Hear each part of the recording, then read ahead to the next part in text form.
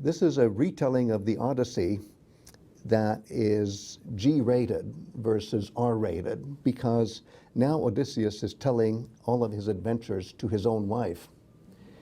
And there are certain things about what he did in the past that are better left shaded over, while other things can be highlighted.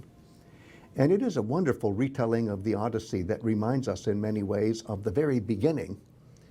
The first 10 lines, if you really do the absolute minimum, or the first 14 lines of the Odyssey, either way, you remember from the beginning of the Odyssey that he saw the cities of many humans, and he came to understand different ways of thinking, which is expressed by way of nous.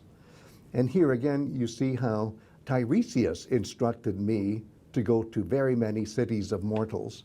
So that's a highlighting of the story of the Odyssey that you really get here, and you really don't get in the beginning of the Odyssey. There's really more said here than there about how it was really Teiresias who instructed him to visit all of these different cities. So that really makes you rethink, well, what was it that I was thinking when I started the Odyssey and I heard that he saw the cities of many humans and he came to understand their way of thinking, that maybe what's already said there extends beyond the framework of our Odyssey as we know it.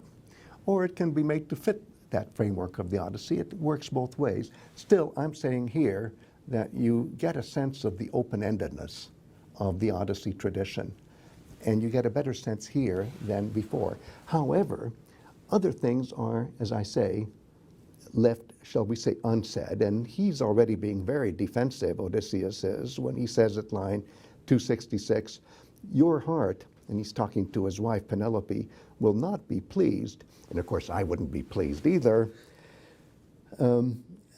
because there are just so many things that happen. And then there's this detail about, I went while holding my well-made oar in my hands. So this is an Odyssey that we weren't quite expecting at the beginning of the Odyssey, if this is our first time ever to read the Odyssey. It's striking. Suddenly, by the very end, the Odyssey is remaking itself once again, showing a completely new face. It's a new face, and it's more open-ended, and it's like saying that this story can start all over again, and it can widen, and the spectrum can be different. It doesn't have to be as focused as it has been up to now. But I'm just saying that to you now, Penelope. And the implication is, well, if he does this, then he has to say goodbye to her again and go off into the sunset. And so is that the detail there, where his Odyssey is with him already with oar in hand, preparing for the next story? Yeah, yeah. Wow. So it turns out that if you now take this in your mind, and then you loop back all the way to the beginning of the Odyssey, then you're expecting even more adventures when the singer tells the muse, tell me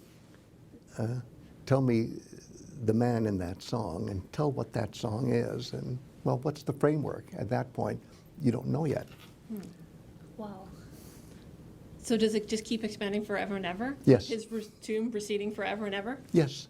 I like the way you said the tomb is receding forever and ever, because there's so many adventures before we get to the tomb.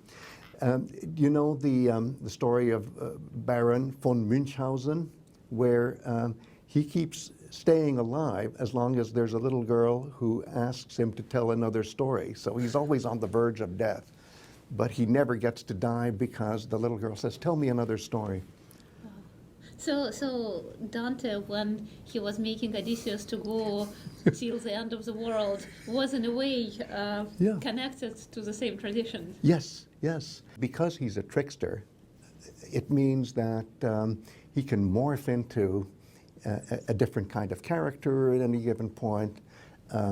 He can have variations on the adventures he's already had, it can just keep going on and on and on.